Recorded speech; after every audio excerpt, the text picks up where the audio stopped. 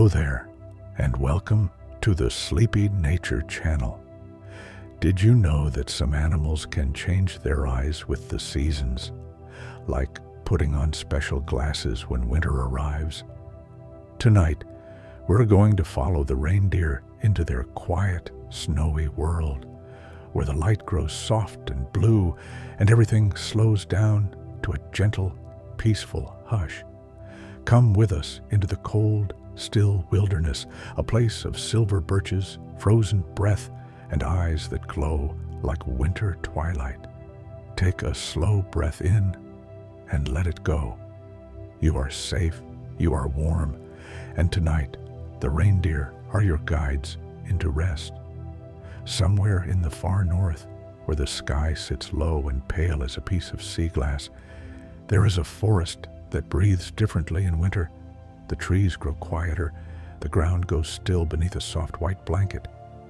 And somewhere in that silence, a reindeer lifts its head and looks at you. And its eyes are blue. Not always. Not in summer, but now, in the deep of winter. Those eyes have changed. They have shifted from golden amber to a soft, luminous blue, like water held in the palm of a glacier. It is one of the quietest miracles in the natural world, and tonight we are going to sit with it for a while.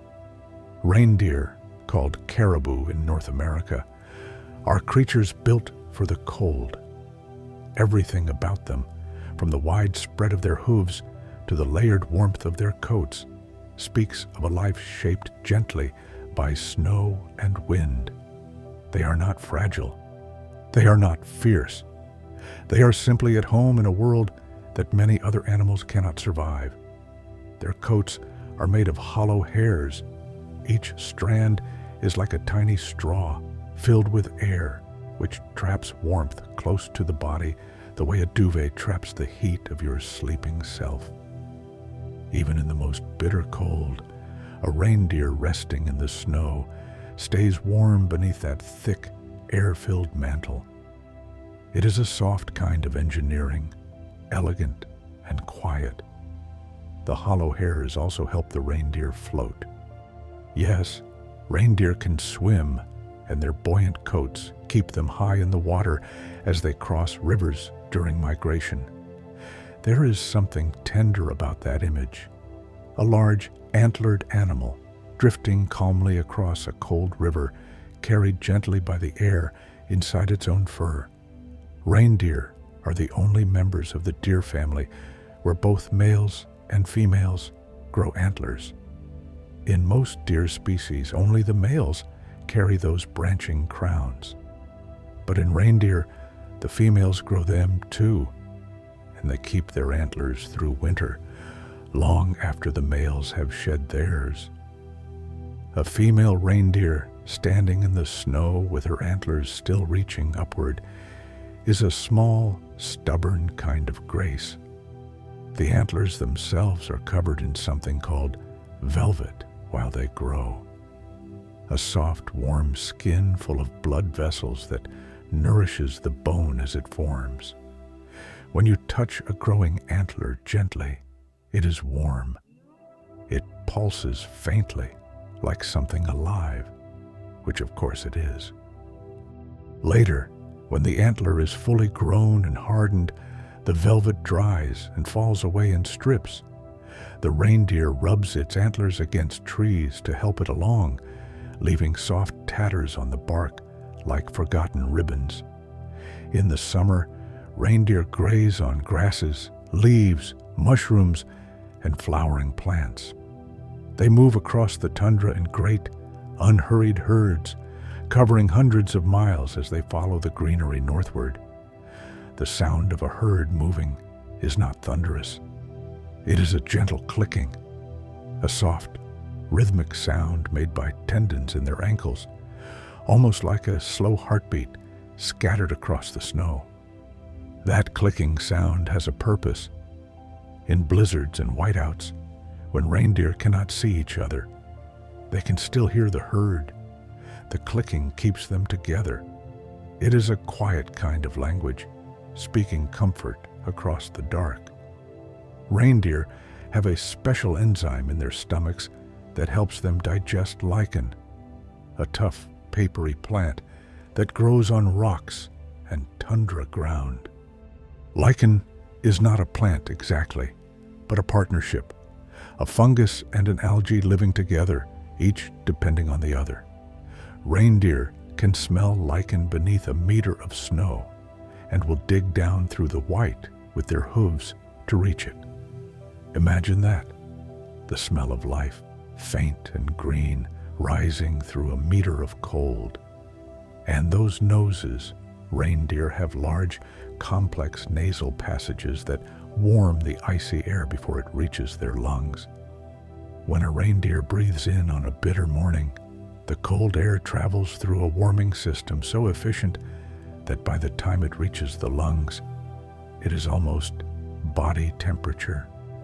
The reindeer breathes out a cloud of warm mist, soft as a whisper, disappearing into the still air. Their legs have a countercurrent heat exchange system in the arteries and veins. Warm blood flowing down from the body warms the cool blood returning from the hooves, so the legs stay just cold enough not to freeze, but the body stays warm. It is a perfectly balanced system, working quietly inside every step. Reindeer calves are born in late spring when the snow is beginning to soften at the edges. Within an hour of birth, a calf can stand. Within a day, it can run. They need to be able to move quickly. The tundra is wide and open, and staying close to the herd is warmth and safety. A mother reindeer and her calf communicate through soft grunts and bleats, a private language between them, small sounds in a very large landscape. Reindeer have been companions to people in the far north for thousands of years.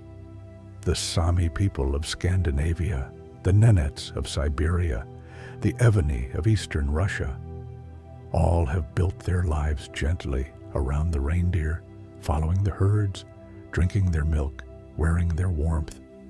It is one of the oldest relationships between humans and animals on Earth, and it is built on respect and on cold, and on the shared knowledge of how to survive a long, quiet winter. And then there are the eyes. We will return to them many times tonight, because they are the heart of this story. The quiet, blue, winter-changed eyes of a reindeer standing in the snow, looking out at a world so dark and still that only something extraordinary could help it navigate the deep of the season. Breathe softly now. We are only just beginning. The eye is a small world all its own. Inside every eye, whether it belongs to you or to a reindeer standing at the edge of a frozen lake, there is a system so delicate and so finely tuned that it seems almost impossible that it exists at all. It is built for one thing: to gather light and to turn it into meaning. Most of the light gathering in the eye happens in the retina, a thin layer at the back, covered in millions of tiny cells that respond to light. Some of these cells are called rods. Rods are the ones that work in dim conditions. They are exquisitely sensitive, able to respond to just a single photon of light, the smallest possible unit, a single particle of brightness drifting through the dark. Behind the retina, in many nocturnal and low-light animals, there is an additional structure called the tapetum lucidum. It is like a mirror placed behind the retina. When light passes through the retina without being caught by a rod or a cone cell, it bounces off the tapetum and passes back through the retina a second time, giving the cells another chance to detect it. This is why cats' and dogs' eyes glow in the dark. You're seeing light reflected back from that inner mirror. Reindeer have a tapetum lucidum too, and in winter theirs does something remarkable. It changes. The structure of the tapetum shifts with the season, responding to the length of the day. The photoperiod, as scientists call it. As the days shorten and the light grows thin and blue and scarce, the tapetum in a reindeer's eye changes its optical properties, and the color of the eye, seen from outside, shifts from gold to blue. This change happens gradually over weeks. As autumn deepens into winter, it is not a sudden thing. It is as slow and gentle as the darkening of the sky, as the gradual thickening of snow on the ground. The reindeer does not notice it happening. It simply, quietly, begins to see better in the dark. The Arctic winter is not uniformly dark. It is more nuanced than that. There is a quality of light in the far north in winter, pale, diffuse, often coming from no clear direction. That is quite different from the bright, directional sunlight of summer. Snow reflects light, spreading it upward and sideways. The sky holds a kind of blue glow even at midday, and the aurora, the northern lights, moves in slow, shimmering curtains of color across the dark. To survive in this light, to find food, to navigate, to stay with the herd, a reindeer needs eyes that are adapted not just to darkness, but to this specific quality of Arctic winter light. The blue-shifted tapetum is part of that adaptation. It allows more ultraviolet light to be reflected back through the retina. And in the Arctic winter, there is actually a surprising amount of ultraviolet light bouncing off the snow. Lichens, one of the reindeer's primary winter foods, absorb ultraviolet light strongly. They appear very dark against snow in UV-sensitive vision.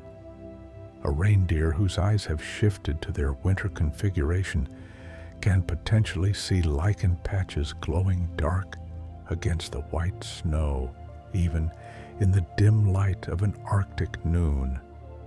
It is as if the winter eye has been calibrated specifically for the task of finding food in a world of white. Wolves, one of the few predators of reindeer, also leave marks in the snow that may reflect UV light differently from undisturbed snow. The ability to detect these subtle differences in a landscape that appears uniformly white to human eyes could give a reindeer valuable information, a quiet, early warning that changes nothing dramatically, only allows a gentle shift of direction, a drifting away from danger before it even fully forms.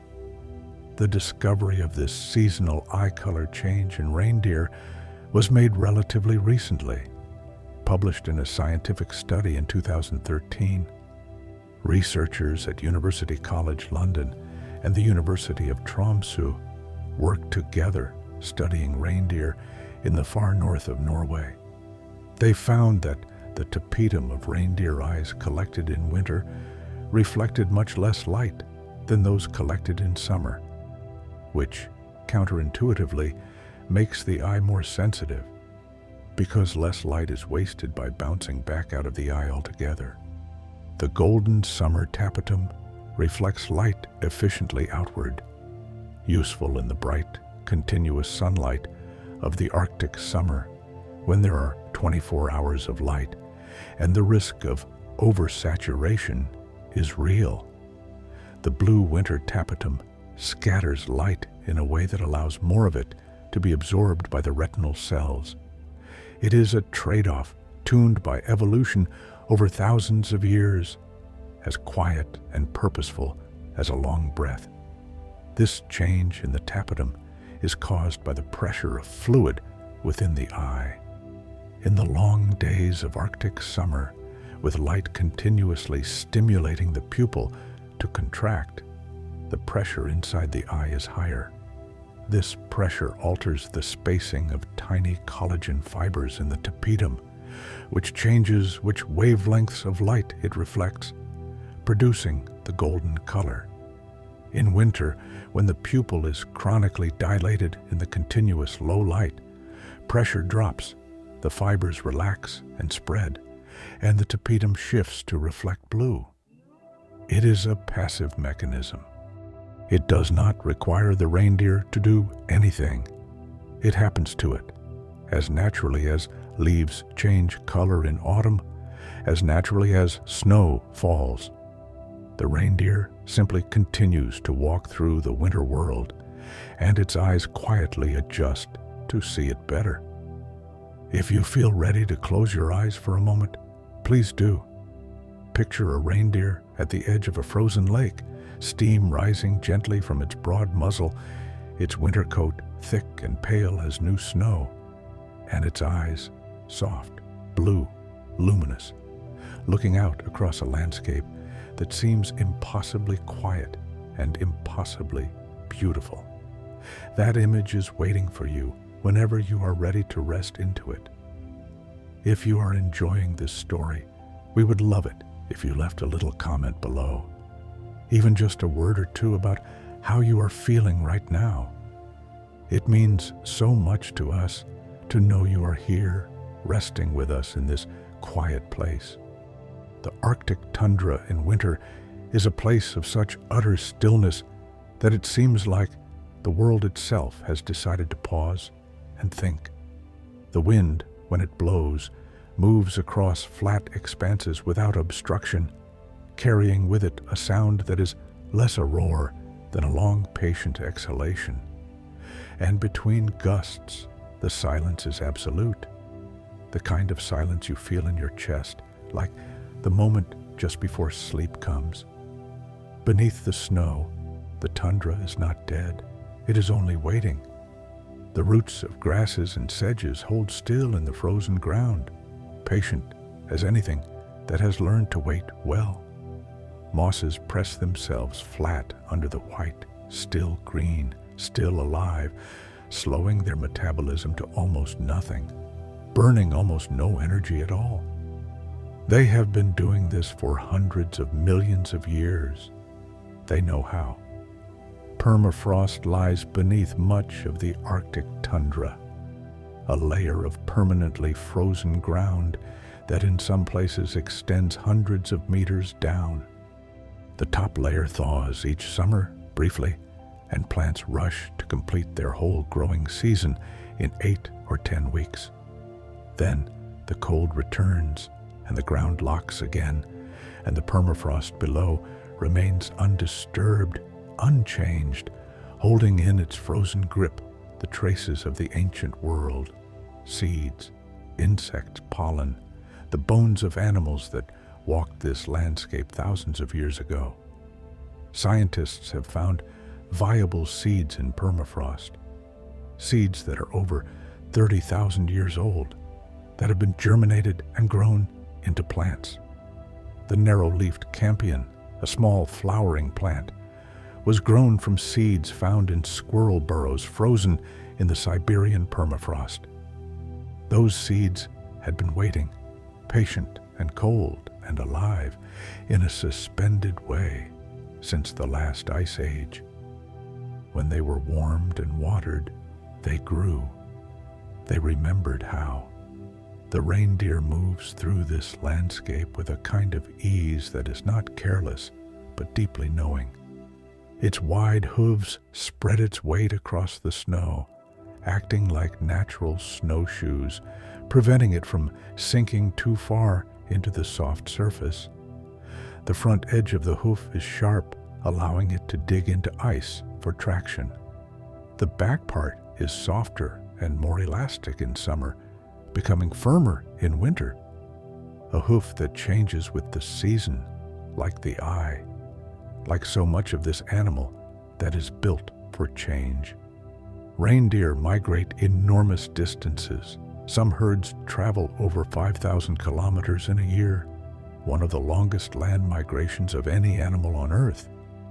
They move with the seasons, following the retreating snow northward in spring to reach the rich summer grazing grounds, then turning south again in autumn as the cold returns.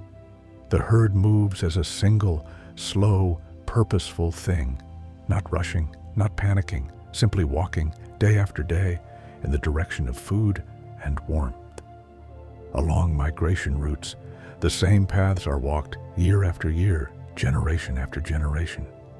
Reindeer trails are etched into the tundra, worn shallow by millions of passing hooves over centuries.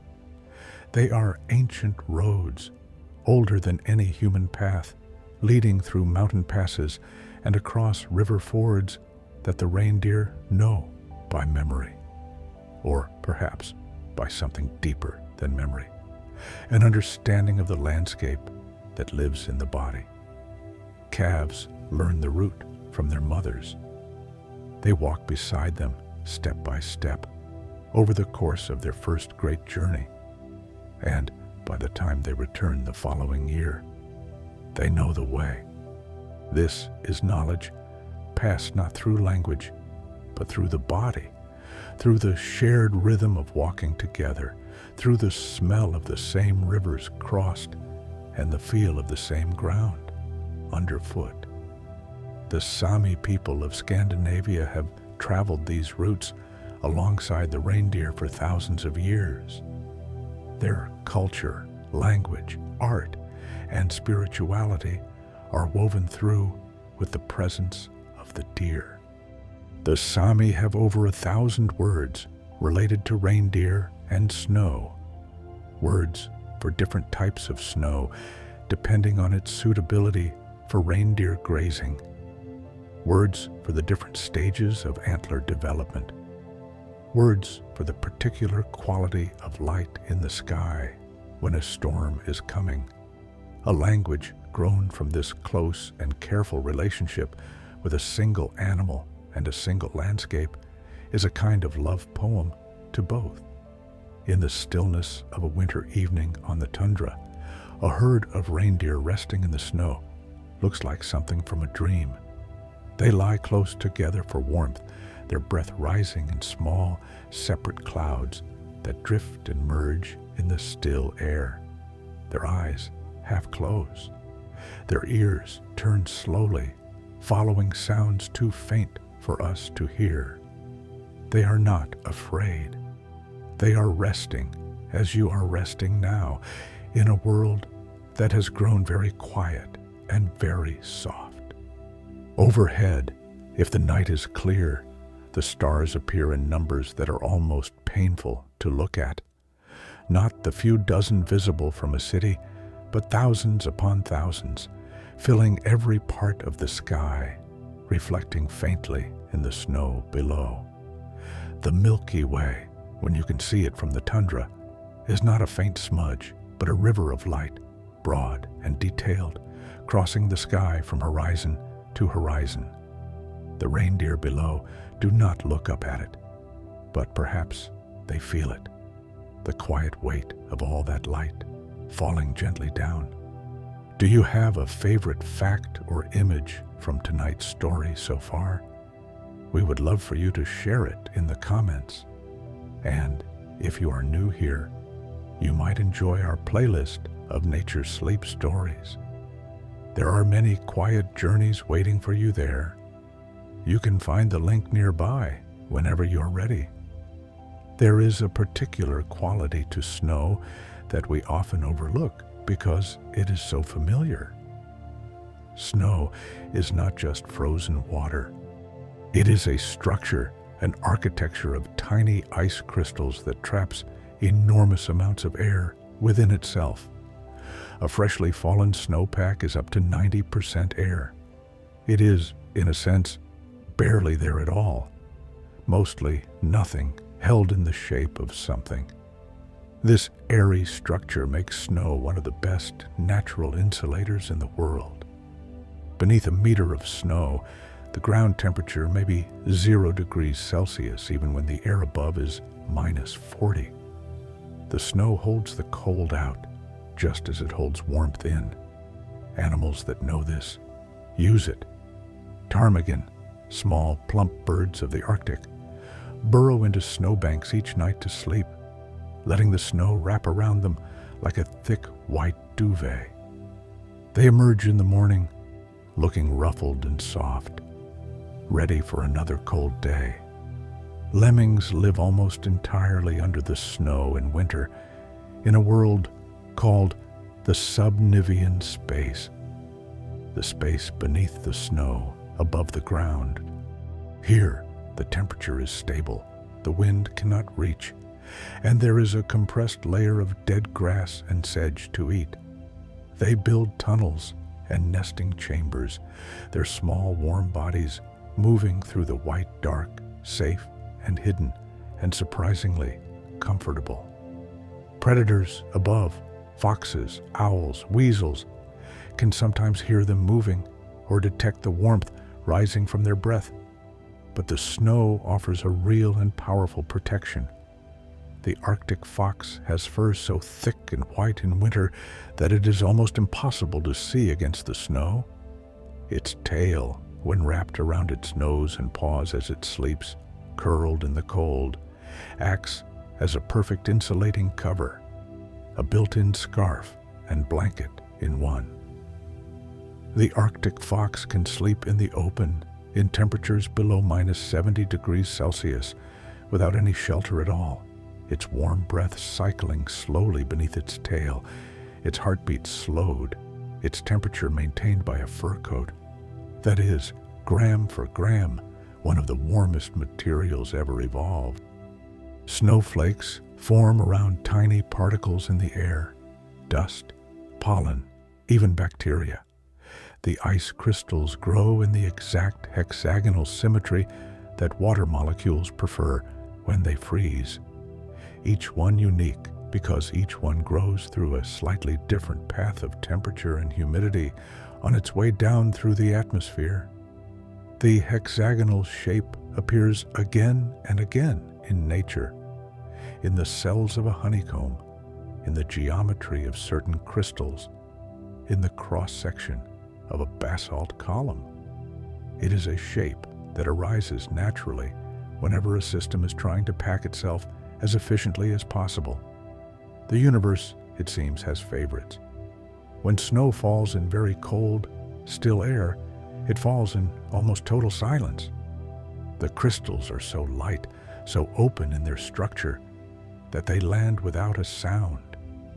A heavy snowfall in a forest can actually reduce ambient sound significantly. The snow absorbs sound waves, dampening the world to a soft, cottony quiet.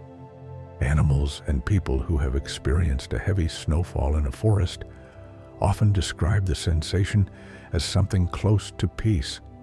The world muffled, the usual sounds of wind and road and crow gone, replaced by a quiet so deep it seems to have a texture. Reindeer feeding in winter often paw through this quiet snow to reach the lichen and dried grasses below. The pawing creates a shallow hollow in the snow, called a feeding crater. In areas where many reindeer have fed, the snow is pocked with dozens of these craters, each one a record of a small, patient act of foraging. The craters are sometimes revisited multiple times, the reindeer returning to dig deeper as the surface snow refills with new snowfall. It is a kind of farming, slow and instinctive, carried out across a landscape that most creatures would find impenetrable. The bond between a reindeer cow and her calf is strongest in the first weeks after birth, but it extends through the whole first year and perhaps longer. The mother learns her calf's scent within minutes of birth, nuzzling it deeply, memorizing it. In a herd of hundreds or thousands, she can find her own calf by smell alone. And the calf learns its mother's voice, a particular low grunt, soft and specific, from the first hours of its life. They call to each other constantly as the herd moves, the mother's low voice and the calf's higher answering bleat, threading through the general movement of the herd, like a conversation held in a crowded room, quiet and meant only for each other. Reindeer have a third eyelid, a nictitating membrane that can sweep across the eye horizontally, clearing debris and moisture, protecting the cornea during blizzards when ice particles are driven sideways by the wind. It is nearly transparent, and the reindeer does not need to close its eye to use it. It blinks sideways, quickly and cleanly, like a windshield wiper made of the softest tissue. And the eye is clear again in an instant. Consider for a moment how much quiet engineering is contained within a single reindeer.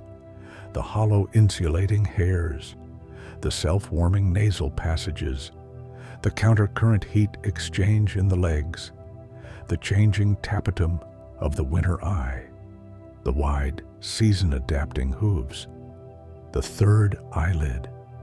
Every one of these features evolved over thousands of generations, each small variation that helped a reindeer survive the Arctic winter, passing forward to the next generation, accumulating slowly like snow on a windowsill, until you have, in the present day, an animal so perfectly adapted to its world that it seems less like an accident and more like a poem, written in flesh and fur and bone, in a language of pure, patient time. Let your body feel heavy now if it wishes. The weight of rest is a kind and gentle thing.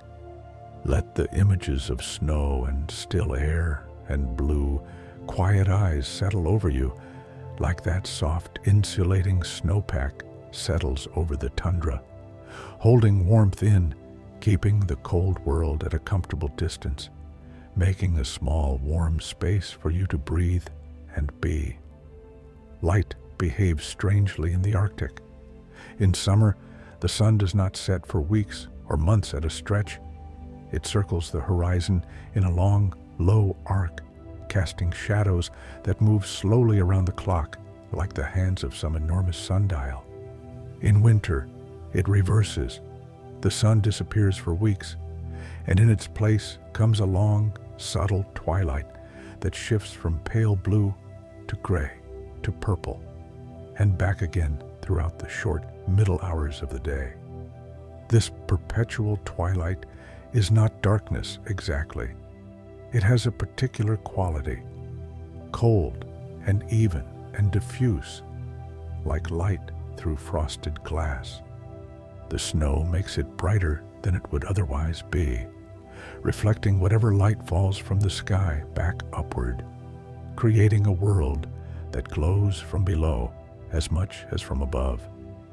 In this light, colors are muted and blue shifted, shadows barely exist. The world looks like it has been painted in pale, careful washes of gray and white and the faintest lavender. In this light, the reindeer's blue winter eyes are perfectly at home. They are tuned for exactly this quality of illumination, not the direct, warm light of midday summer, but the cool, diffuse, UV-rich light of the Arctic winter day. Looking at a reindeer in this light, you might notice that its eyes do not seem merely blue. They seem to glow slightly, as if they hold their own light.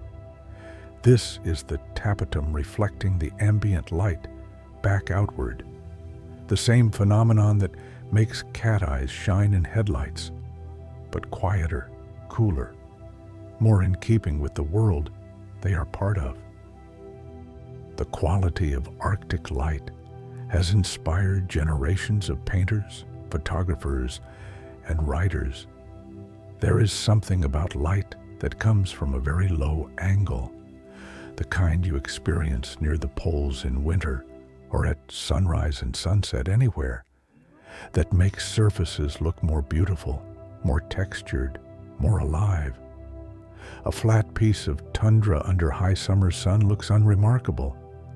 The same tundra under the low raking light of a winter noon becomes a landscape of endless texture and shadow and gold, except in deepest winter, when the gold is gone, and what remains is that cool, blue, absolutely still quality of light that the reindeer knows so well. The northern lights, the aurora borealis, appear in the Arctic winter sky on clear nights, most frequently around the equinoxes, but present throughout the winter months. They are caused by particles from the sun colliding with molecules in the upper atmosphere, releasing energy as light. The colors depend on the type of molecule and the altitude. Oxygen high up produces the rare red and blue auroras.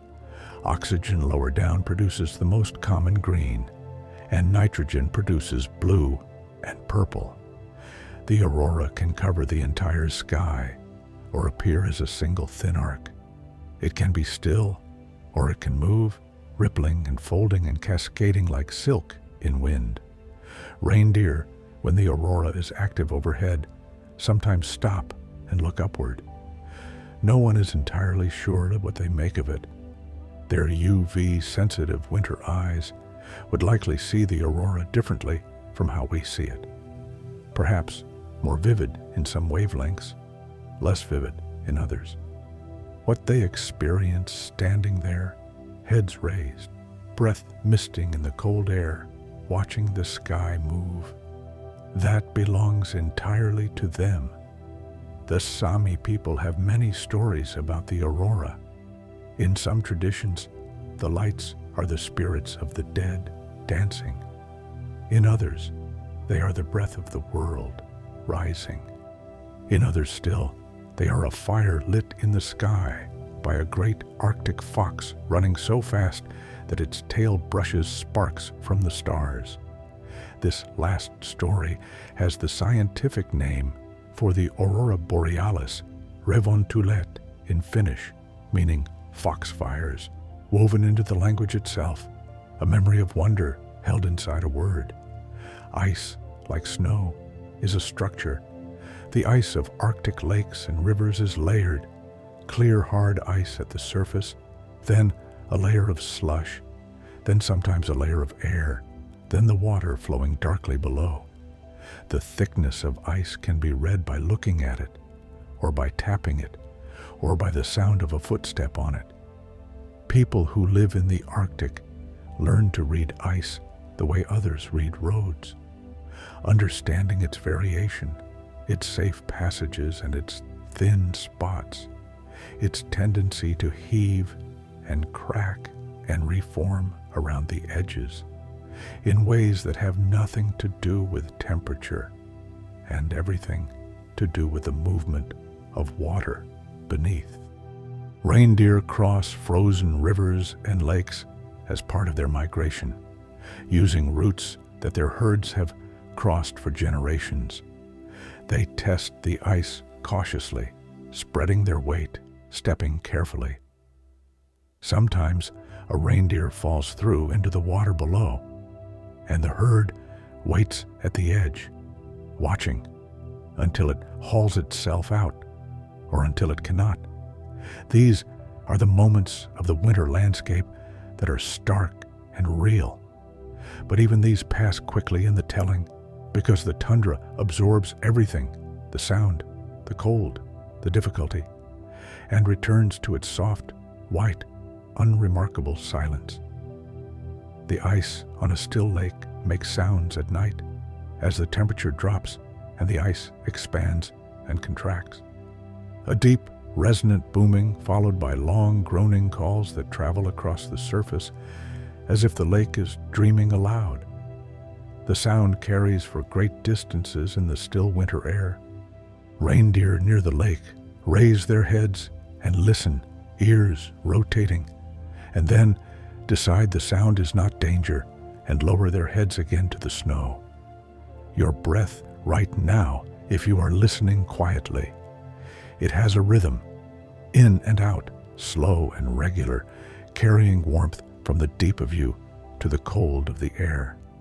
Every breath you take tonight is a small act of the same continuous process that keeps the reindeer alive in the Arctic, that keeps the tiny lemming warm in its sub-Nivean world, that keeps the sleeping ptarmigan enclosed in its snow burrow, body heat held close against the cold. We are all, in some quiet way, animals of the same breathing world. The sky in the Arctic holds things that the sky elsewhere does not. On a very cold, clear morning, when the temperature drops low enough, something extraordinary can happen. Ice crystals can form directly in the air itself, not as clouds, but as a faint glittering haze, barely visible, floating at eye level.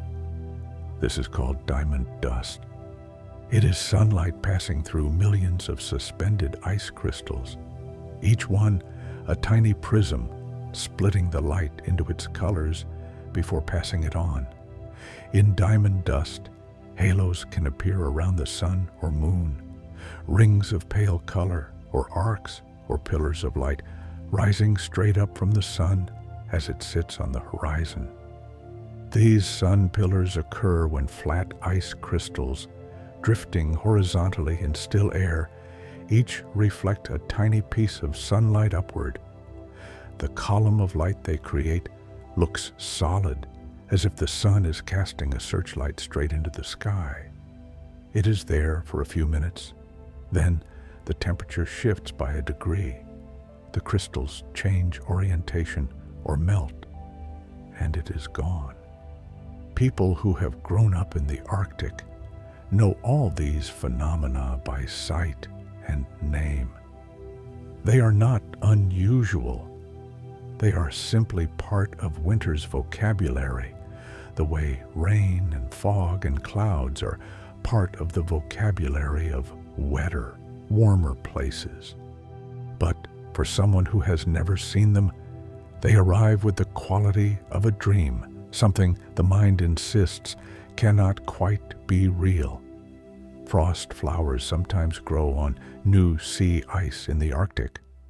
They form when the ice surface is much colder than the air above it, and moisture from the air deposits directly onto the ice as elaborate crystal structures, fragile, branching, white as chalk, each one unique, covering the ice in a garden of impossible delicacy.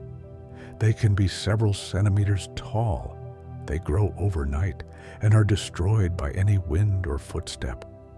A field of frost flowers, seen in the low light of an Arctic morning, has been described as one of the most beautiful things on earth. Frost forms on the fur of resting reindeer too, a thin white rime building up on the outermost guard hairs during very cold nights. In the morning, a resting reindeer can look as if it has been lightly dusted with sugar. When it stands and moves, the frost drifts from its fur in small clouds, catching whatever light there is, falling softly back to the snow. It is a small and very beautiful thing, and it happens every cold morning, unobserved by anyone except perhaps another reindeer standing nearby, its blue winter eyes following the drifting crystals with calm, unhurried attention.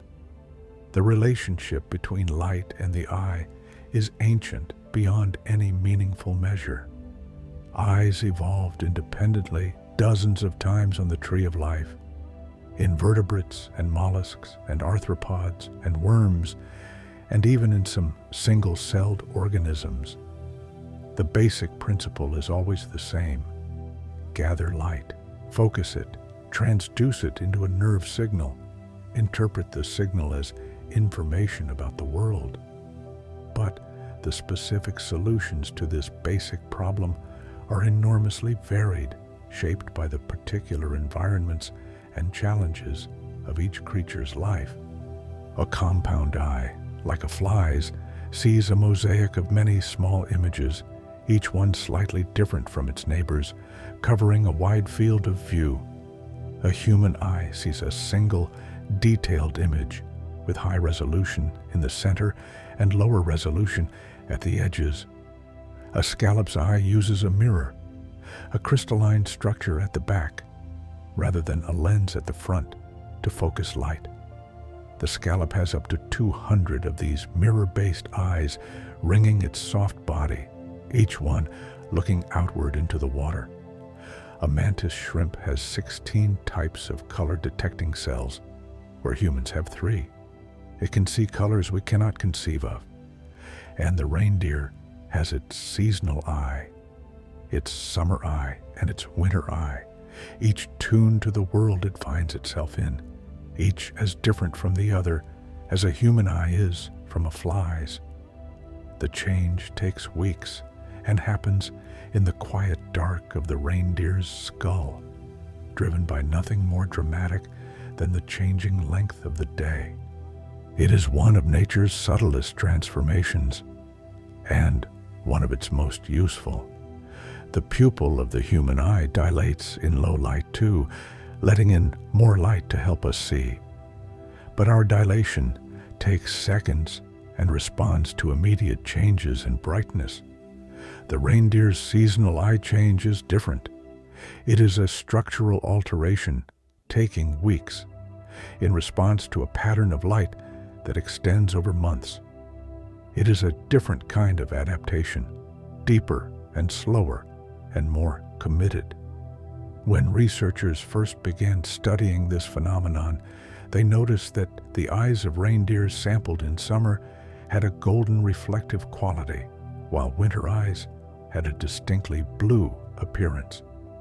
The difference is striking and unmistakable, even to the naked eye. A reindeer's eye in summer glows warm and amber when light catches it. The same animal's eye in winter glows cool and blue. The animal itself appears to carry the season in its gaze. There is something poetic in this, the idea that a creature can be so fully part of its environment that even its eyes change color to match the quality of the world's winter light. Not adapting to the world exactly, but matching it, becoming, for a few winter months, a different kind of seer, one calibrated for the blue, still, diffuse world of snow and stars and aurora and the long, dark, beautiful Arctic night. Close your eyes just for a moment now, if you would like. Picture those blue eyes, calm and luminous, looking out from beneath a winter sky that is just barely light, barely dark, balanced somewhere between the two in that long, quiet pause of an Arctic afternoon. You are as safe and warm as the reindeer resting in the snow. You are as still and at peace as the tundra beneath its white blanket. Let yourself rest here, somewhere far to the north, where reindeer walk through curtains of falling snow as if the snow were only light. There is a kind of time that is different from the time in clocks and calendars. It is the time of seasons, of the slow wheel of light and dark that turns above the Arctic, pulling all living things along with it. The migratory birds, the flowering tundra plants, the length of a reindeer's antlers, and the color of its eyes. Circadian rhythms, the biological clocks that most living things carry inside them, are usually set by the daily cycle of light and dark. They are reset each day by morning light, keeping the internal clock aligned with the external world. But in the Arctic, close to the poles, the daily light-dark cycle essentially disappears for months at a time. The sun does not set in summer. It does not rise in winter. The daily cue that most animals rely on to set their clocks is simply absent. Reindeer, living this life, have a more flexible internal clock than most animals. Studies have shown that reindeer near the poles may lose their strict circadian rhythms in the continuous light of summer and the continuous dark of winter, instead adopting a more ultradian pattern eating and resting in shorter, more frequent cycles, uncoupled from any external time signal. They become, in a sense, creatures of appetite and alertness rather than creatures of clock time. When they are hungry, they eat. When they are tired, they rest. The season tells them roughly where they are. The moment tells them what to do. This flexibility is not a deficiency. It is an adaptation. An animal rigidly tied to a 24-hour clock would be poorly suited to a world where sometimes the clock has no hands. The reindeer's fluid relationship with time is another piece of its quiet genius for survival. The pineal gland, a tiny structure deep in the brain, produces melatonin in response to darkness. Melatonin signals the body that night has come, triggering sleepiness, lowering body temperature, preparing the system for rest and repair. It is the body's way of telling itself the time. In reindeer exposed to continuous daylight or continuous darkness, the pineal gland's response changes. Melatonin secretion becomes uncoupled from the 24-hour cycle. The reindeer's whole temporal sense loosens, floats free, becomes something more like a feeling than a schedule. Hibernating animals have a related but different mechanism. Bears, dormice, hedgehogs, they enter a state of deep physiological slowdown in autumn, triggered by a combination of cooling temperatures, shortening days, and the depletion of summer food. Their body temperature drops dramatically. Their heart rate slows to just a few beats per minute. Their breathing becomes slow and shallow, and they exist in a state between sleep and something deeper, a suspension of normal life, a rest so profound that it borders on a different kind of existence. Reindeer do not hibernate.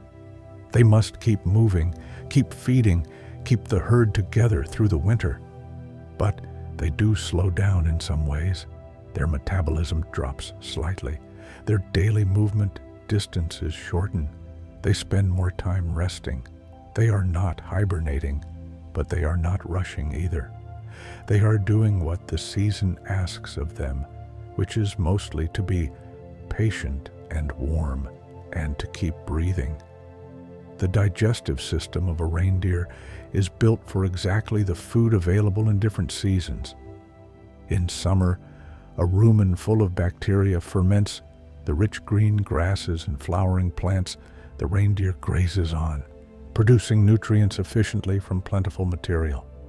In winter, the same bacteria shift to fermenting lichen, tough, acid, nutrient-poor, but available, and the reindeer's metabolism adjusts to run on less. The bacteria themselves change with the season, the population in the rumen shifting toward strains better able to process winter food. Even the inside of the reindeer changes with the turning of the year. The lichens that sustain reindeer through winter are among the oldest living things on Earth. Some lichen patches on Arctic rocks are thousands of years old, growing less than a millimeter per year. They are not a single organism, but a symbiosis, a fungus providing structure and water retention, an alga or cyanobacterium providing photosynthesis and food. Together they can colonize bare rock, producing their own acids to slowly dissolve the mineral surface, creating the first thin layer of soil on which other plants can eventually establish. They are the pioneers of new worlds, growing first on volcanic rock, on newly exposed glacier beds, on any bare surface that time and weather have prepared. The reindeer eating lichen is, in a small way, consuming thousands of years of growth in a single mouthful. It is eating time as much as food. Snow buntings sometimes follow reindeer herds in winter, landing near the craters the reindeer have dug in the snow to feed. picking up the seeds and plant fragments the larger animals disturb. They are small white birds that look, when they land and fold their wings, very much like animated snowflakes, barely distinguishable from the snow until they move. A group of snow buntings rising from a snowfield looks exactly like snow blowing upward, which is not possible, but for a moment seems perfectly real. In the long, slow evenings of the Arctic winter, when the herd has settled and the only sounds are the distant wind and the occasional soft click of a tendon, the reindeer breathe together. Not in unison exactly, but in a shared rhythm, each breath visible in the cold air, each one a small, soft cloud that drifts upward and disappears. The combined breath of a resting herd, seen from above, would look like a single, slow exhalation from the earth itself. The landscape breathing, the snow breathing, the whole quiet world taking one long, measured breath before settling deeper into rest. You are breathing too. You have been breathing all this time, slow and steady, warmer with each exhale. Your body doing the same patient work it has always done, keeping you alive and comfortable and at rest. There is nothing you need to do right now except breathe and listen. The reindeer are resting, the snow is falling, the blue eyes are closed. There are places in the Arctic where the wind has sculpted the snow into shapes that look like they were made by hand. Sastrugi, hard, ridged formations carved by the wind from consolidated snow, can rise 1/2 meter from the surface, running in parallel rows across the tundra like frozen waves, pointing in the direction of the prevailing wind, with an accuracy that the explorer Fridtjof Nansen used as a compass during his crossing of Greenland in 1888. The wind, patiently working the same surface for days or weeks, creates structure out of formlessness, order out of what begins as simply falling white. Wind in the Arctic is not always violent. In the periods between storms, it can be a very soft thing, a barely perceptible movement of air carrying the faintest trace of cold, something you would only notice if you held very still and paid close attention. In this soft wind, the surface of the snow moves. Tiny crystals slip across the frozen surface, catching and releasing each other, creating a whisper of motion that travels across the landscape at knee height, separate from the still air above. Snow snaking softly across the ground in a light wind is called ground drift, and watching it is hypnotic. The low movement continuous and changing, and yet always the same. The reindeer stands in this slow ground drift and does not notice it. The snow is barely at hoof level. Above the hoof, the air is still. The world is very quiet. Only the crystals move, slipping past, catching the faint winter light in small, momentary flashes before passing on. Ptarmigan, the snowbirds of the Arctic, change color with the seasons just as the reindeer's eyes change color. In summer, their feathers are a mottled brown and gray, matching the lichen-covered rocks of the tundra. In autumn, they shift to white, one feather at a time, until by winter they are completely snow-colored, nearly invisible against the drifts. Their legs and feet are feathered all the way down to their toes, natural snowshoes and insulation in one, allowing them to walk across the surface of snow that would swallow a bare foot entirely.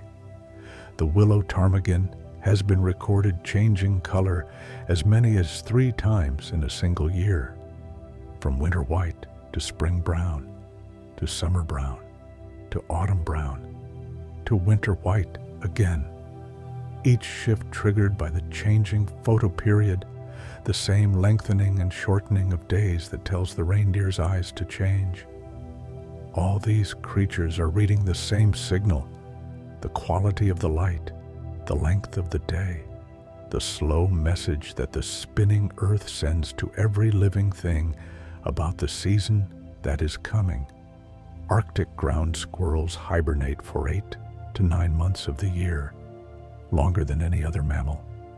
During the deepest phase of their hibernation, their core body temperature can drop to -3 degrees Celsius, below the freezing point of water without freezing. Their cells contain special solutes that lower the freezing point of cell fluid, allowing them to exist in a supercooled state, technically below freezing but liquid, alive in a kind of suspended chemical animation. When spring warms them, they rise from this state within hours, groggy and thin and hungry, and emerge into the sunlight as if from a very long and interesting dream. Musk oxen survive the Arctic winter by standing together. When a blizzard comes, the herd forms a circle, adults on the outside, calves in the center, all facing outward, their massive woolly bodies creating a windbreak for the most vulnerable. They stand this way for hours, sometimes days, patient and immovable, enduring the storm as a single communal body. Their kiviut, the inner layer of their coat, softer than cashmere, insulates them so effectively that snow falling on their backs does not melt. They are warmer than the snow. The kiviut of a muskox is one of the finest natural fibers in the world, softer than the finest wool, warmer by weight than almost any other natural material. Indigenous people of the Arctic have collected shed kiviut for thousands of years, using it to spin and weave and knit garments of extraordinary warmth and delicacy. A scarf made from kiviut can be so light that it almost disappears in your hand, and yet so warm that it changes the experience of winter entirely. It is winter worn as something gentle, something given freely by the animal that sheds it. Frozen rivers in the Arctic sometimes develop what are called alpheus, also known as icings, thick sheets of ice that form when water, pushed up from below by pressure, flows out over the surface of the river and refreezes in layers. These sheets can build up over the course of a winter to several meters thick, covering the river valley in a flat, glassy plain of layered ice. In spring, when the alpheus breaks up, it does so with a sound like slow, enormous thunder, a gradual rolling boom as the sheets crack and shift and begin to move downstream. The sound of spring ice breaking is one of the most anticipated sounds in the Arctic year. It means warmth and open water and the return of fish and birds in the long light. The reindeer hear it from far away, and something in them shifts. The winter loosens. The body begins to prepare for the long walk north. The eye, still blue now, will slowly begin its shift back toward gold as the days lengthen.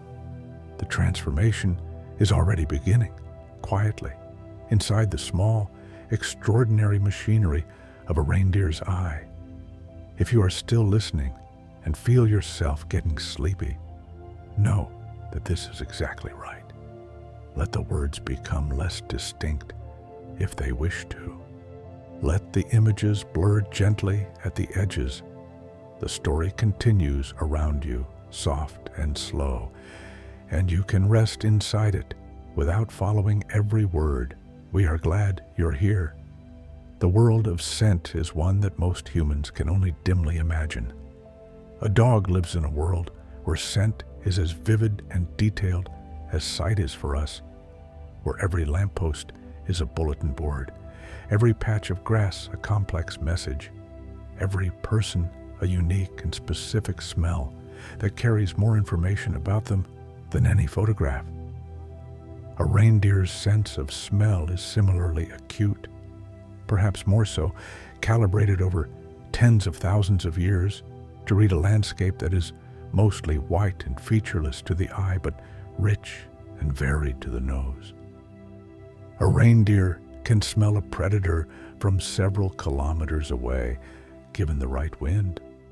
It can smell the difference between old tracks and fresh ones, between the scent of one wolf and another, between the musky earth smell of lichen breaking through the snow and the fainter smell of frozen ground with nothing edible beneath.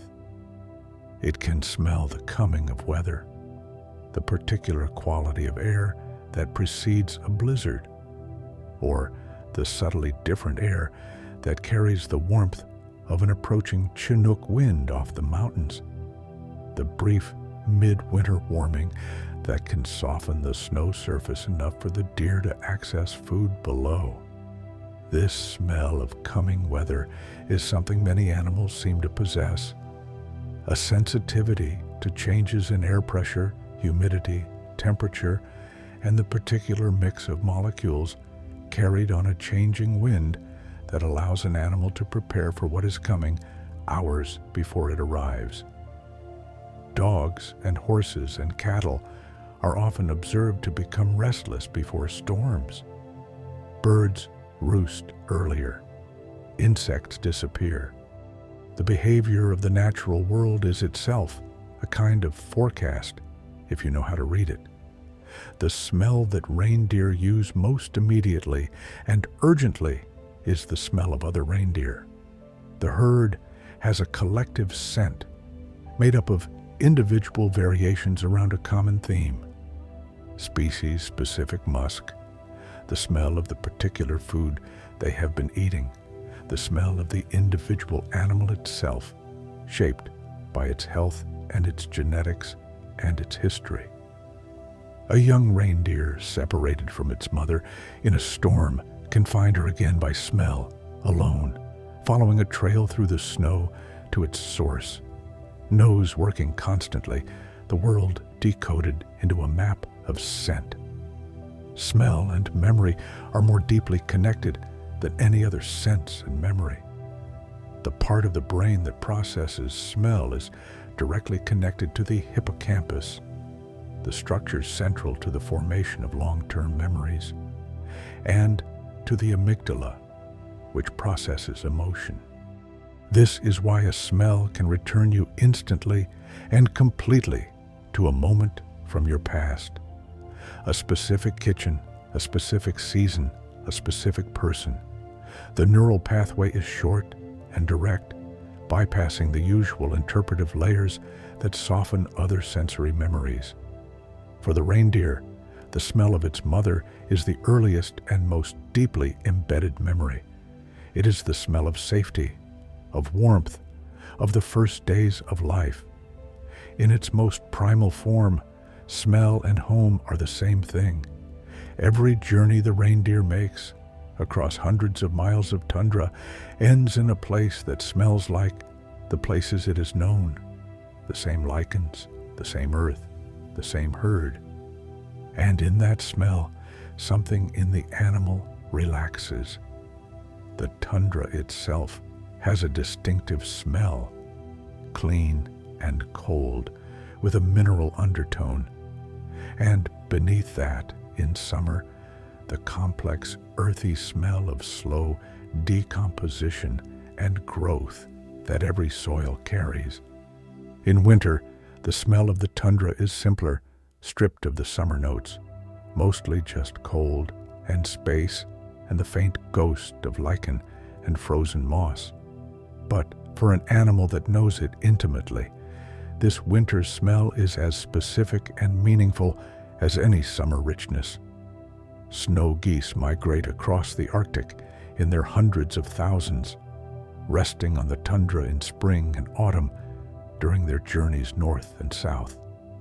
When they land, the sound of their arrival is like something between a crowd and a weather event. a vast continuous cackling that fills the air completely, rising and falling as different parts of the flock react to different things, an enormous collective voice that carries for miles in every direction. And then they land, and for a moment, the landscape is white, not with snow, but with birds, millions of feathers settling.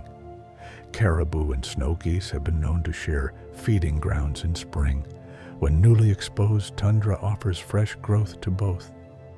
The birds move around the larger animals without alarm, and the reindeer walk through the mass of geese without breaking their stride, both species attending to the same things: food, safety, the warmth coming back into the world. In the same way, without conflict, without even particular notice. A landscape shared peaceably, each creature going about the slow, important work of being alive.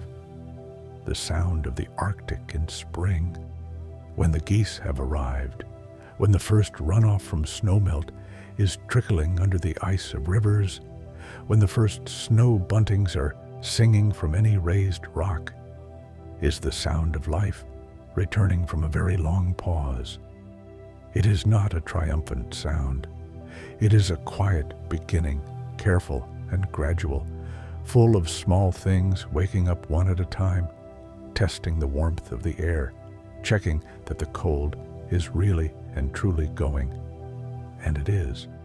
It always is. Spring in the Arctic is one of the most certain things in the world. We are well into our journey tonight, and we hope you are resting comfortably. Our playlist is full of stories like this one: quiet places, gentle facts, long, slow walks through the natural world. If this is your kind of comfort, please do explore it. And if you have been with us for a while, leaving a like on the video helps more people find their way to this quiet place. Thank you, always, for being here. The mountains of the Arctic are old, not as dramatically old as the Canadian Shield or the ancient basement rocks of Australia. Those are the truly old places, but old enough that the processes that built them are barely imaginable in human terms. The Brooks Range in Alaska, the mountains of Svalbard, the Norwegian fjords, these were formed by the collision and uplift of tectonic plates moving at the speed of fingernail growth, millimeter by millimeter per year, over tens of millions of years. What now stands as sharp, glaciated peaks was once deep ocean sediment, compressed and lifted and carved by ice into the landscape that reindeer now walk through. Ice has done most of the visible work in shaping the Arctic landscape. Glaciers, rivers of compacted, slowly flowing ice, carve valleys into U-shapes, grind the rock beneath them to a fine powder called glacier flour, pluck whole boulders from cliff faces and carry them dozens of kilometers before depositing them, seemingly at random, in landscapes where they clearly do not belong. These orphaned boulders are called erratics, a lovely word for a rock that is not from around here, a traveler in a foreign landscape left behind when the glacier that carried it melted 10,000 years ago. The glacier flour produced by ice grinding against rock is so fine that it stays suspended in meltwater rivers for long distances, turning them an extraordinary turquoise or milky gray-green, a color so saturated and strange that it looks artificial, like paint poured into water. In glacial lakes, the flour settles slowly, and the water above it glows with a cold, mineral light.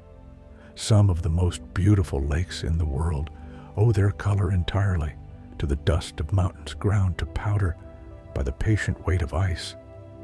In the mountains above the tree line, where reindeer graze in summer, The soil is called alpine soil, thin, rocky, slow to form, perched on slopes where erosion is constant. Plants that grow here are small and ground-hugging, pressed flat by the wind, their roots extending deep for stability, their leaves thick and waxy to conserve water. The alpine forget-me-not, growing in small blue clusters among the rocks, is a plant of extraordinary delicacy, living in conditions of extraordinary harshness, and it blooms every summer as if the conditions were nothing at all, as if bloom were the easiest and most natural thing in the world, which for it, of course, it is.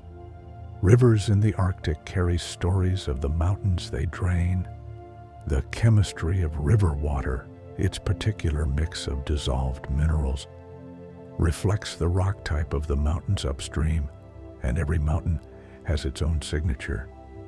A scientist can take a water sample from an Arctic river and read, in the ratios of calcium to magnesium, sodium to potassium, the character of the upstream geology.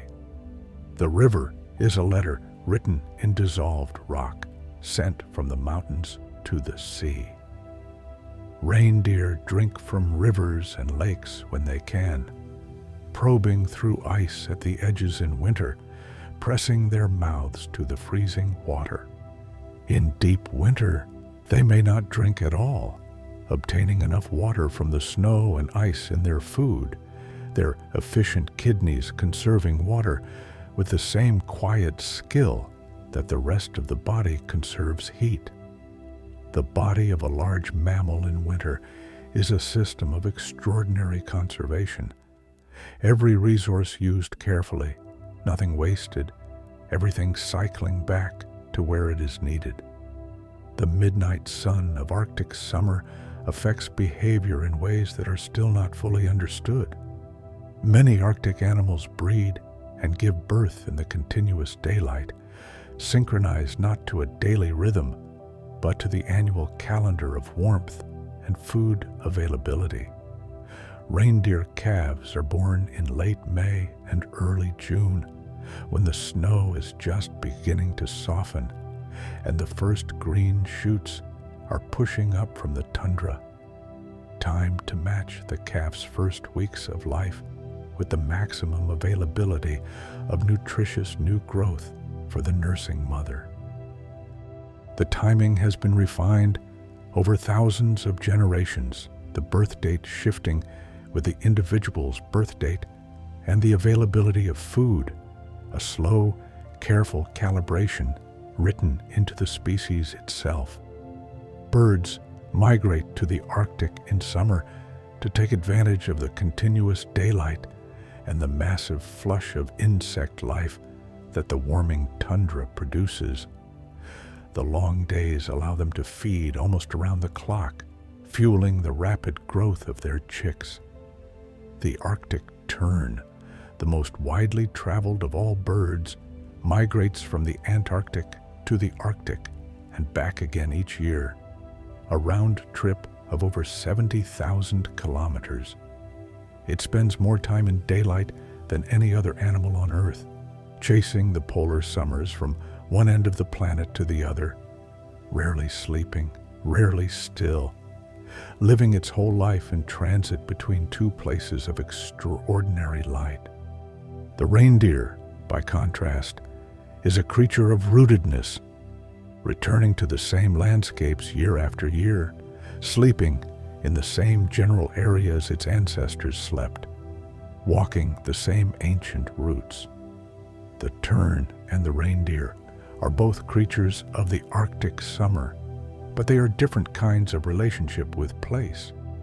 One belongs everywhere by belonging nowhere in particular. The other belongs to a specific, known, repeatedly returned to world. Both are valid. Both work. Both are. There is a moment in the Arctic winter that travelers sometimes describe when the temperature is very low and the air is completely still and the sky is clear and very dark. In this moment, the stars do not twinkle. They burn steadily and with an intensity that is somehow surprising. Not the familiar modest stars of a city suburb, or even the stars of a clear night in milder country, but something more present, more immediate, as if the sky has been brought closer or the stars themselves turned up. This is because very cold, still air contains less atmospheric turbulence, and it is turbulence that makes stars appear to twinkle. Remove the turbulence, and the stars are simply there in their full brightness, unsmeared by the atmosphere's usual restlessness. In this clear, cold sky, the Milky Way is not a smudge or a suggestion, but a structure, a river of resolved individual stars crossed by dark rifts of dust clouds, wider in some places than others, with a complexity that rewards patient looking. The center of the galaxy, visible in summer from the northern hemisphere, glows with a density of stars that is almost unimaginable. Hundreds of billions of suns compressed by distance into a soft, brilliant haze. Indigenous astronomers across the world developed sophisticated understandings of the sky long before modern telescopes. The Sami recognized and named groups of stars, used them for navigation during migrations, and incorporated them into spiritual practice and storytelling. In many indigenous traditions, the dark spaces between stars are as meaningful as the stars themselves. The dark patches in the Milky Way are seen as animals or shapes, and these dark constellations are sometimes older and more widely distributed across cultures than the light-based constellations of Western astronomy. The Milky Way, in this way of seeing, is not a background to the stars, but a complex, figured landscape of light and dark, read differently depending on where you are in the world and who taught you to look. Light pollution has taken this sky from most people in the world. More than 80% of the world's population now lives under skies too bright from artificial light to see the Milky Way. The stars are still there. They burn just as steadily as they did when the first humans stood on the tundra and looked up. But they have become invisible to most eyes, hidden behind a warm orange haze that the human world generates simply by being lit at night. The Arctic, where population density is very low, remains one of the last places where the full depth of the sky is visible on clear nights. The reindeer below the stars does not look up at them in the way a person might, but it is navigating a landscape shaped by the same cosmological processes. The rock beneath the tundra forged in the death of stars far older than the sun. The minerals dissolved in the rivers built in supernova explosions billions of years ago. The calcium in the reindeer's bones was assembled in the cores of ancient stars. The iron in its blood was forged in stellar furnaces. The reindeer, walking through the dark, is made of stardust, carrying the long history of the universe in the quiet mechanics of its living body. We all are, of course. This is not just a poetic thought. Every atom in your body, the carbon, the oxygen, the nitrogen, the trace elements, was forged in the nuclear furnace of a star that lived and died before our solar system existed. You are here because a star died. The reindeer is here because a star died. The lichen on the rock is here because a star died. It is a lineage so vast and so deep that it makes the longest reindeer migration seem like a very small step. And yet, that small step, taken in the blue twilight of an Arctic winter day by an animal whose eyes have changed color to see it better, is one of the most beautiful things in the world. The aurora tonight if there is one, will be visible from hundreds of kilometers away. The lights move in their slow, folding way, not touching anything, not connected to any landscape feature, simply being there, high in the thermosphere, colorful and cold, and completely indifferent to the reindeer below, or to you lying quietly in the warmth, listening to this story about blue eyes and winter light. The aurora does not know it is beautiful. It does not know anything. It is simply matter and energy doing what matter and energy do, and the beauty is something that happens in the eye, in the blue winter eye of an animal standing in the snow, or in the tired, comfortable eye of a person settling towards sleep. If this is your first time here with us, welcome. We have many more quiet journeys waiting for you in our playlist. Forests and oceans and birds and rain, each one a slow walk through some part of the natural world, told in soft and careful words. We are so glad you found us, and if you have been here before, we are even gladder. Do leave a comment when you wake, even just to say hello, even just a small thing. It means the world to us to know you are resting here. In the far north, the sea never entirely freezes. The Arctic Ocean is covered each winter by sea ice. But beneath the ice, the water remains liquid, slightly above freezing, dark, and full of life. Under the sea ice, in the thin layer of water just below the ice surface, there is a garden. Ice algae, single-celled plants, colonize the underside of the ice, photosynthesizing in the dim light that filters through from above, creating the base of a food web that supports everything from tiny shrimp-like krill to narwhals and polar bears. The underside of sea ice, seen from below, is not flat. It is a complex terrain of ridges and pockets and keels and hollows, shaped by the forces that compress and pile the ice from above. Seals use the hollows, called seal layers, as nurseries in late winter. A mother seal hauls herself up through a breathing hole in the ice and into a snow-covered chamber on top of the ice, hidden from above, insulated by the snow, warmed by her body.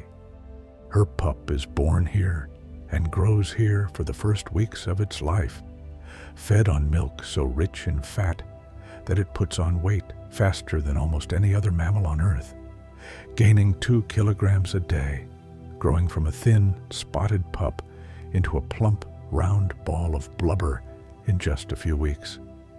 Narwhals, the unicorns of the sea, live year-round in the Arctic Ocean, wintering under the sea ice and surfacing at cracks and leads to breathe. The long spiral tusk of the narwhal, which can reach 3 meters in length, is actually an elongated tooth, specifically the upper left canine, grown forward through the lip in a long, left-handed helix. For centuries, narwhal tusks were sold as unicorn horns and believed to have magical properties.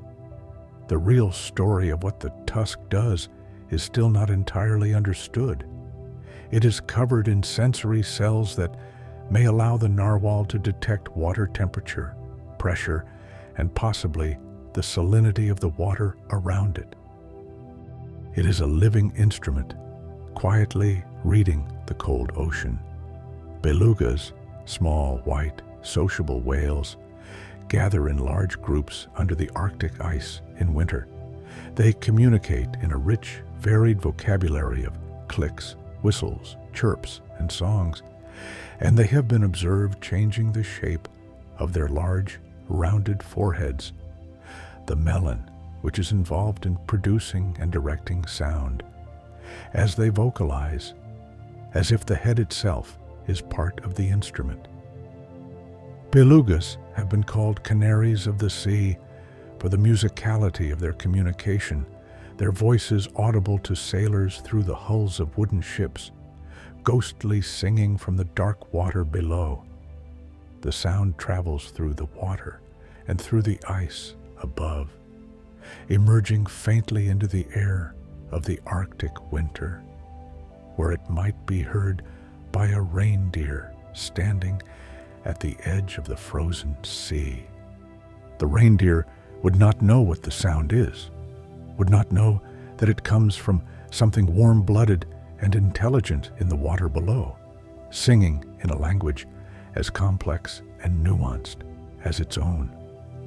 It would only know it was a sound rising from the ice, strange and musical and not threatening, and it would listen for a moment, ears rotating, and then turn back to the business of digging through the snow for lichen. Below the sea ice, as winter deepens, the ice algae begins to slow. The light filtering through the thickening ice diminishes. The tiny krill and copepods that feed on the algae move deeper or become dormant, sinking slowly into the dark water, their metabolisms slowed to almost nothing. The food web contracts. Things that need to eat a lot either migrate or sleep or slow down.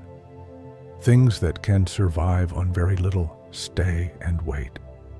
Bowhead whales, the longest lived of all mammals, potentially reaching over 200 years old, move to the edges of the sea ice in winter, finding the open leads and polynyas where seawater wells up warm enough to prevent complete freezing. They are slow animals, deliberate, unhurried, sieving enormous volumes of water through their baleen plates to filter out the small crustaceans that make up their diet. A bowhead whale feeding is as patient as the glacier that carves the valley, as patient as the lichen on the rock, as patient as the reindeer moving steadily north through the spring thaw, its blue winter eyes beginning, very slowly, very quietly, to shift back toward gold.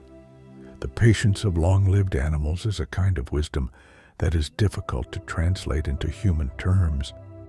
A 200-year-old bowhead whale has lived through things that are genuinely incomprehensible from a human perspective.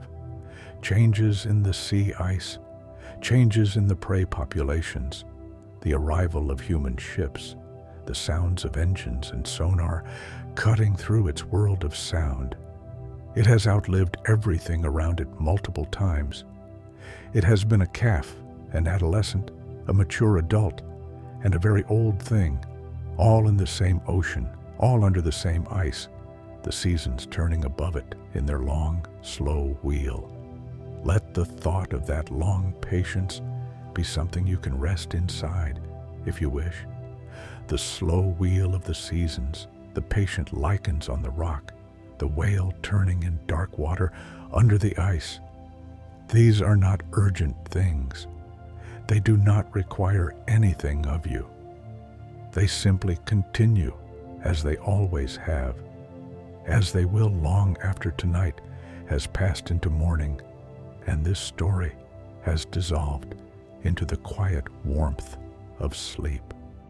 The taiga, the great boreal forest that lies south of the tree line across the northern half of the world, is a forest of remarkable uniformity. Spruce, pine, larch, birch, the same trees repeating for thousands of miles, from Scandinavia across Russia to Alaska and Canada, the largest land biome on Earth. It is a quiet forest, even in summer. The trees grow slowly in the short season, their canopies sparse enough to let light through to a ground layer of moss and lichen and low-growing shrubs. Blueberry, crowberry, Labrador tea, cloudberry. Reindeer and caribou move into the taiga in winter, sheltering from the open tundra winds under the trees, finding the lichen that grows on the ground beneath the forest floor. Terrestrial lichen, sometimes called reindeer moss. though it is not a moss at all, but a lichen of the genus Cladonia, pale gray-green and papery, growing in thick carpets under the snow. In the taiga, the snow is less compacted than on the open tundra. The trees break the wind, and the snow falls more softly, settling lightly, making it easier for the reindeer to dig through to the lichen beneath. The forest is also quieter in a protective sense. Trees break the wind. The temperature under a dense canopy of spruce is several degrees warmer than the open ground nearby. The snow is deeper, which means the ground is warmer, which means the lichen has continued growing, if only slightly, even in midwinter. The taiga offers the reindeer a gentler winter than the tundra, traded for the shorter days of forest light, the tighter paths between trees, the smaller field of view that makes it harder to see what is coming. This trade is one every animal living between the taiga and the tundra makes according to its own needs and risk assessment. The open tundra offers visibility and wind and cold and space. The forest offers shelter and warmth and concealment and the particular intimacy of life among trees. Reindeer move between these worlds as the season demands, neither fully of one nor fully of the other, living in the boundary between them. The ecotone, as ecologists call it, the place where two biomes meet and overlap, which is often the richest place of all, combining the resources of both. Old-growth taiga, forest that has never been logged or significantly disturbed, has a quality of stillness that is different even from young forest. The trees are large, their trunks thick and rough with age, their canopy high above. The ground beneath is deeply carpeted in moss that has been accumulating for decades, soft and springy underfoot, a perfect insulator. Fallen logs rot slowly in the cold, becoming nurse logs for the next generation of trees, whose roots straddle the decaying wood in rows, ghost trees, they are sometimes called, their origins in a log long since dissolved into the forest floor, standing in a colonnaded line like the memory of something. In old-growth taiga, you find trees that have been growing for over 500 years. 500 years ago, in the context of European history, is early Renaissance, is pre-Columbian Americas, is the beginning of the printing press, but in the context of the forest, it is just a mature tree, not particularly unusual, standing in the same place it established from a seed on a warm, brief summer afternoon half a millennium ago. The relationship between trees and a forest is more interconnected than their isolated trunks suggest. Through the mycorrhizal network, a web of fungal threads that connects the roots of different trees, trees share nutrients and chemical signals. A tree in distress from insect attack can send chemical signals through the network to neighboring trees, which respond by producing defensive compounds in their own leaves before the insects arrive.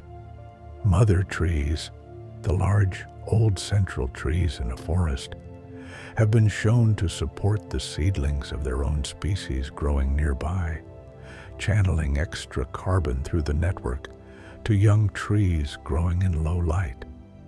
The forest is not a collection of individuals. It is a community in the fullest sense, interdependent, communicating, caring for the vulnerable. The reindeer moving through this community is part of it in its own way, fertilizing the soil with its droppings, dispersing seeds in its fur, and digestion, pruning low branches with its antlers, maintaining the open patches where lichen grows. Nothing in the forest is incidental. Every presence, leaves a mark. As the winter deepens and the days in the taiga grow short, not as short as in the high Arctic, but short, the forest takes on a quality of blue-gray dimness in the middle of the day. The trees cast long shadows even at noon. The snow between them is blue in their shade, warm gold in the brief patches of direct sunlight that fall through the canopy. A reindeer picking its way between the spruce trees, its breath visible in the cold air, its blue eyes catching the available light. It belongs here so completely that the forest seems to have grown specifically to contain it. Your breath is slowing now, perhaps. That is good. Let it slow. Let the images come and go as they wish. The forest, the snow, the light between the trees. You do not need to hold on to any of it. It is here, and it passes, and it is here again, like the seasons, like the light in the reindeer's eyes, like every breath that comes and goes in the cold, clean, endlessly quiet world of the north. The moment when a reindeer sheds its winter coat and begins to grow its summer coat is a gradual and slightly disheveled affair. The hollow winter hairs loosen and fall out in patches, revealing the denser, darker summer coat underneath. For a few weeks in late spring, a reindeer looks somewhat ragged, a patchwork of old gray-brown winter fur and new darker summer fur, the transition visible across its flanks in bands and patches that shift and grow as the season advances. This transition happens at the same time as the antlers are at their most vivid, growing fast in the long spring days, covered in that warm, alive velvet, each day visibly larger than the day before. The reindeer scratches its growing antlers on low trees and rocks, both to relieve the itch of the velvet and perhaps simply because the sensation is satisfying. The trees it scratches on bear the marks, smooth, worn patches on the bark where generations of deer have rubbed, year after year, the tree's surface polished by 1,000 seasons of velvet. The eyes, during this transition, are in the process of changing back. The blue tapetum of winter is shifting slowly toward the golden amber of summer. The fluid pressure in the eye is rising with the lengthening days, the collagen fibers of the tapetum compressing, the reflected wavelength shifting from blue toward gold. By midsummer, the eye will be fully golden again, but for now, in spring, it is somewhere in between. A pale, complex color, neither the deep blue of midwinter nor the rich amber of midsummer. A transitional color, the color of something becoming. Spring in the Arctic is fast and extravagant. After months of white, the tundra bursts into color almost overnight. Not metaphorically, but almost literally. The snow melts, and within days, sometimes within hours, the exposed ground greens, flowers appear, insects emerge. The Arctic poppy pushes a cup-shaped yellow flower upon a thin, flexible stem that swivels to follow the sun through the day, using the sun as a heat source to warm the interior of the flower, warming the insects that visit it, encouraging them to stay longer, increasing pollination. The flower is a solar collector, a warm room built from yellow petals. Caribou mothers and their newborn calves are at their most vulnerable in the first days after birth.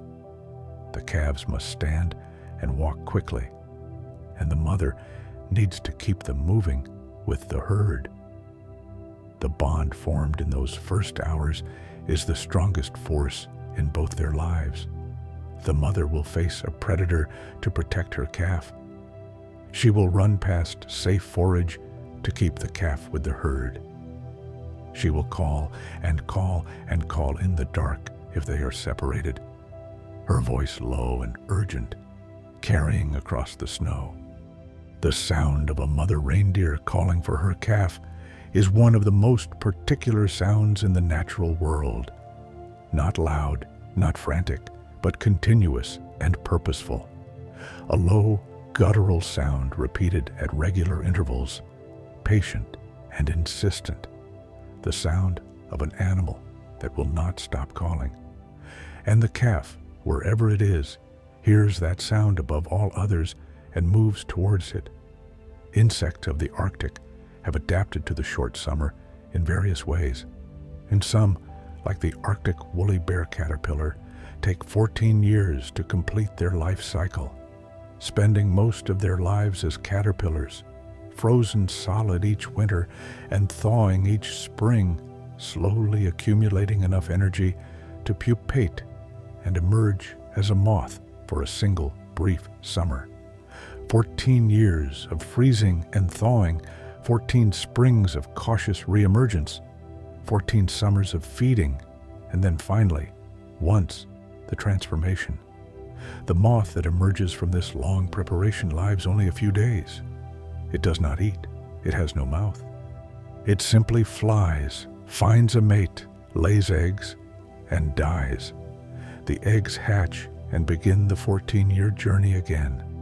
In terms of what most people think of as life, movement, awareness, the experience of the world, the moth's brief flight is almost nothing. But in terms of the long, patient biology that sustained it through 14 Arctic winters, it is everything. The Arctic is full of extremes, and yet they are quiet extremes, not violent or loud, but long. The longest migrations, the longest hibernations, the longest lives, the longest nights, the longest patience. Everything in the Arctic has learned to wait, and waiting has become, over millions of years of evolution, the central skill, the ability to store energy, slow down, endure, and emerge again when the moment is right. The reindeer embodies this patience as naturally as it embodies everything else about the North. It has walked the same routes for thousands of years. Its eyes have changed with the seasons since before anyone was watching. It has crossed the same frozen rivers and eaten the same lichen and birthed its calves in the same warm spring weather, and will continue to do so, patient as the lichen on the rock, as the permafrost below, as the stars above the tundra that burn without twinkling in the cold, still, extraordinary Arctic air. We are coming toward the end of our journey tonight. Thank you for walking here with us through the snow and the blue twilight, through the stars and the long patience of the North. If you would like to visit us again, our playlist holds many more quiet places waiting for you. You are always welcome here. There is a last kind of light to tell you about, and it is the gentlest of all. It is the light that comes just before the sun rises over the Arctic horizon after a long polar night. The first return of the sun after weeks of absence. The moment when the sky, which has been dark for so long, begins to hold the faintest memory of brightness at its edge. It begins as a paleness barely distinguishable from the dimness of a moonlit night. Then it deepens to a pale gold at the very horizon, spreading upward so slowly that you cannot watch it change. Only turn away and turn back to find it different. The sky above the gold is deep blue, and above that, a purple so dark it is almost black, and above that, the last stars, which are now beginning to fade. The transition from night to this first return of sunlight takes hours, and the sun, when it finally appears, just the top of the disk, just a thin arc of gold at the horizon, casts a light across the snow so warm and so long-shadowed that the whole landscape is transformed in an instant from cold geometry to something molten and alive. The reindeer see this light. Their winter eyes, still blue, still calibrated for the dim, diffuse light of the polar winter, receive this new light differently than they will in a month or two, when the eyes have shifted back toward their summer configuration. The long rays of the returning sun, low on the horizon and very warm in color, must look different through a blue winter tapetum than through a golden summer one. What the reindeer experience watching the first sunrise in weeks is something we cannot know, but they stand facing it. They stop grazing, or they lift their heads from the snow, and they face the light. For a moment, all of them are still. The tapetum will continue to shift over the coming weeks. The days will lengthen. The sun will climb higher. The fluid pressure in the eyes will rise. The collagen fibers compress. The reflected wavelength drift from blue toward gold. By the time the calves are born in late May, the eyes will be almost entirely summer eyes again, golden, efficient in bright light, ready for the continuous sunshine of an Arctic summer. The shift will complete itself as quietly as it began, and neither the reindeer nor anyone watching it will notice the exact moment of change. There is no exact moment. There is only the season turning slowly as it always turns, carrying everything with it. You have come a long way tonight, through the snow and the quiet tundra, through the underground life of the subnivean space, through the ice-carved mountains and the star-bright sky, through the long-lived lichens and the patient caterpillars, through the frozen sea and the forests of the south, and back here to the light returning, to the season turning, to the reindeer standing in the snow with its blue eyes reflecting the first gold of the returning sun. These are quiet things. They have been happening for longer than we can imagine, in places we may never visit, involving creatures we may never see in person. But they are real, and they are happening right now. Somewhere in the far north, a reindeer is standing in the snow, and its eyes are blue, and the light from a sky full of stars is falling softly into those eyes and bouncing back from the tapetum and being read by a retina and becoming, in whatever way these things become for a reindeer, the world. You are part of this world too, the same atoms, the same ancient light, the same long patience of evolution working quietly through generations. You breathe as the reindeer breathes. You rest as the reindeer rests.